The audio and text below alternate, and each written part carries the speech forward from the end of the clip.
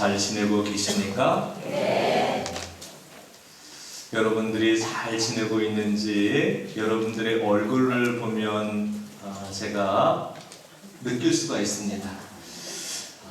내 안에 무엇이 담겨져 있는가는 내 얼굴을 통해서 드러난다는 생각을 하게 됩니다. 기쁨을 가지고 있는 사람들은 기쁨을 드러내면서 삶을 선택할 수 있고, 상처를 가지고 있는 사람들은 상처를 드러내면서 삶의 여정을 걸어가게 되고, 또 화를 가지고 있는 사람들은 화를 드러내면서 많은 사람들과 관계를 맺게 됩니다. 여러분들이 늘 이렇게 기쁨을 가지고 하나님께 대한 감사함을 가지고 하나님께서 우리에게 내려주시는 은혜와 축복을 드러내면서 삶의 믿음의 여정을 걸어가게 되기를 바랍니다. 아멘. 기도하는 사람들은 어떤 사람들인가? 기도하는 사람들은 하나님의 사랑을 받고 있는 사람들입니다. 하나님의 사랑을 받고 있기 때문에 그 사랑을 통해서 삶을 열어가는 사람들이죠. 기도하는 사람들만큼 하나님께 사랑을 받는 사람들은 없다고 제가 생각을 합니다. 감히 그렇게 말씀을 드릴 수가 있어요. 왜 기도하는 사람들을 하나님께서 사랑하시는가? 왜 기도하는 사람을 하나님께서 사랑하실까요? 기도하는 사람을 사랑하고 기도하지 않는 사람을 사랑하지 않으실까 하나님께서? 여러분들은 어떻게 생각하십니까? 기도하는 사람을 더 사랑하실까요? 기도하지 않는 사람을 사랑하실까요? 똑같이 사랑하시죠. 하나님의 사랑은 그렇기 때문에 사랑이 아니에요. 그럼에도 불구하고 우리를 사랑하시는 거죠. 예수님께서 이 십자가의 고난과 죽음을 이겨내시고 부활하셔서 생명과 구원의 문을 열어주셨습니다. 예수님께서 열어주신 이 생명과 구원의 문은 모든 사람들을 위한 그런 하나님 사랑의 문이고 하나님 은총의 문이에요. 누구나 들어갈 수 있는 문입니다. 근데 기도하는 사람들이 그 길로 잘 들어갈 수가 있지요. 왜냐하면 그 길은 하나님께서 원하시는 것을 선택할 때 들어갈 수 있기 때문에, 하나님의 음성을 통해서 걸어갈 때만 그 길을 찾아갈 수 있기 때문에 그렇습니다. 여러분들이 믿음을 가지고 걸어가는 이 여정이 구원의 여정, 생명의 여정이라는 것을 깨닫게 되기를 바랍니다. 어떤 신부님이 저에게 그런 말씀을 하셨어요. 교구청에 있는 신부님들은 개의 비유를 하면 애완견이다, 그렇게 이야기를 하시더라고요. 여러분들 애완견이 이렇게 행복할까요? 개 중에서 애완견이 있고 유기견이 있고 그 들개가 있어요. 그죠? 어떤 개가 가장 행복할까요? 들개? 교구청에 있는 신부들은 개에 비하면 애완견이라고 이렇게 이야기를 하시더라고요. 왜냐하면 주교님께서 사랑하는 개들이기 때문에 그렇다고 합니다. 본당 신부님들은 들개래요. 들개. 들개가 가장 행복하죠. 자유로움을 가지고 사랑할 수 있기 때문에 그래요. 애완견은 이렇게 주인의 사랑을 받고 그 사랑을 이렇게 받아들이고 있는 거죠. 근데 들개는 자기 마음대로 자기 만족을 이렇게 얻기 위해서 살아간다고 생각을 하시면 돼요. 그렇기 때문에 느끼는 그 만족감은 더 커요. 근데 이제 특수사모하는 신부님들은 유기견이라고 합니다. 그냥 방치됐기 때문에. 우리 사역지 신부들 모임을 한 적이 있는데 그 신부님들이 그랬어요. 우리는 벌레 같은 존재라고 그렇게 이야기를 하더라고요. 제가 그 이야기를 들으면서 사랑을 받고 있는 존재가 행복하지요. 사랑을 받는다는 건 뭡니까? 사랑을 받아들인다는 거예요. 사랑을 받아들인다는 거예요. 누구를 사랑하고 또 누구를 사랑하지 않고 그러진 않아요. 하느님께서 우리를 똑같이 사랑하시는데 사랑을 받아들이는 사람은 하느님께서 주시는 구원과 생명의 길로 갈 수가 있는 거예요. 하느님께서 우리에게 아낌없이 퍼부어 주시는 은혜와 축복의 삶을 살아갈 수가 있어요. 감동의 삶을 살아갈 수가 있다. 늘 기뻐하고 감사하면서 살아갈 수가 있어요. 누군가에게 하느님의 그 사랑과 자비로서 다가서서 그들과 그런 관계를 맺어가면서 행복을 만들어갈 수가 있다는 거예요. 그런데 사랑과 자비를 받아들이지 못하는 사람들은 행복할 수가 없어요. 어떻게 사랑 없이 우리가 행복할 수 있습니까? 어떻게 우리가 내 불편함에 대해서, 누군가의 불편함에 대해서 자유롭지 않은데 행복할 수가 있겠어요? 그 자비만이 우리의 모든 불편한 모습들로부터 자유를 줄 수가 있는 거예요. 하느님의 자비만이 용서가 될 수 있다는 거예요. 여러분들이 하느님의 사랑과 자비를 정말 마음과 영으로 영접해드리고 그 사랑과 자비에 붙들려서 이 믿음의 여정을 걸어가게 되기를 바랍니다. 아멘. 사랑과 자비를 선포해 나갈 때 내가 머무는 곳에 하느님께서 함께 동행하심을 내가 체험해 갈 수가 있어요. 하나님이 늘 나와 함께 머물러 계시지만 그 머물러 계심을 내가 체험해 갈 때 정말 이렇게 그 어떤 문제와 어려움도 두려워하지 않고 근심하지 않고 걱정하지 않고 다 이겨낼 수가 있다. 하느님의 사랑과 자비가 있을 때 가정에서 공동체에서 형제 자매들의 그 불편한 모습을 품어줄 수가 있어요. 사랑과 자비가 우리를 치유해주고 회복시켜 주신다는 것을 여러분들이 늘 체험하게 되기를 바랍니다. 아멘. 며칠 전에 어떤 형제님이 저에게 이런 이야기를 했습니다. 신부님, 저 형제 한번 바라보십시오. 왜요? 저 형제가 무슨 일 있습니까? 저 형제 이렇게 정상적인데? 그랬더니 저 형제에게 가까이 가지 마십시오. 무서운 사람입니다. 저 형제가 얼마나 무서운 사람인지 모릅니다. 그래요. 가까이 가면 물린다는 거죠. 무섭기 때문에.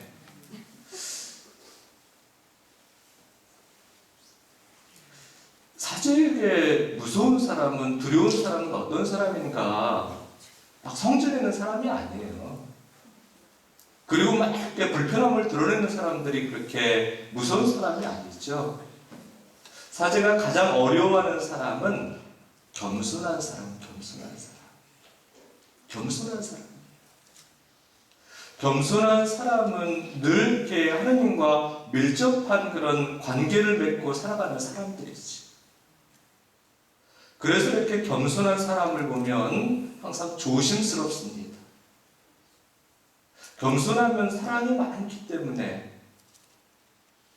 하느님의 자비가 많이 있기 때문에 함부로 대할 수가 없어요, 그분들을.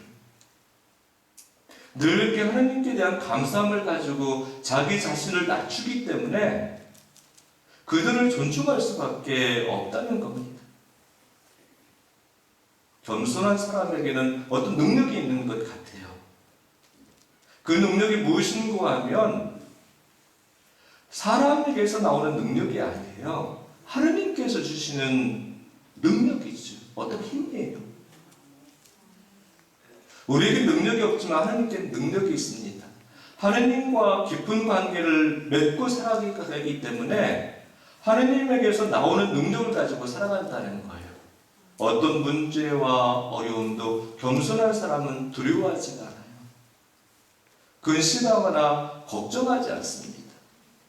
늘게 하느님께 의탁하기 때문에, 하느님께 자기 자신의 역할을 맡겨드리기 때문에 그들의 모든 선택들이 은혜가 되고 축복이 된다는 겁니다.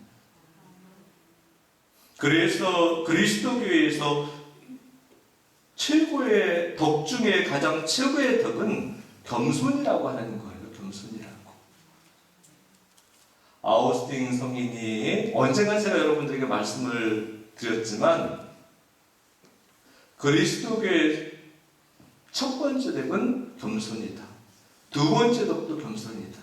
세 번째 덕도 겸손이라고 말씀하셨어요.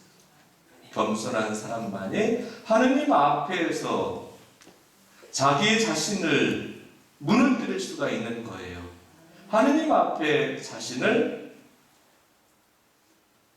온전하게 맡겨드릴 수가 있는 거예요. 신부님, 겸손한 사람이 되려면 어떻게 해야 됩니까? 어떤 분이 또 저에게 여쭌 적이 있어요. 내가 겸손해야지, 그런 생각을 한다고 겸손해지지 않아요. 이제부터 겸손하겠습니다. 그 순간 겸손해지면 얼마나 좋겠습니까? 겸손할 수 있는 방법은 한 가지. 관상이요, 관상. 나를 바라본다는 거예요. 하느님 앞에서 끊임없이 나를 바라본다는 거예요.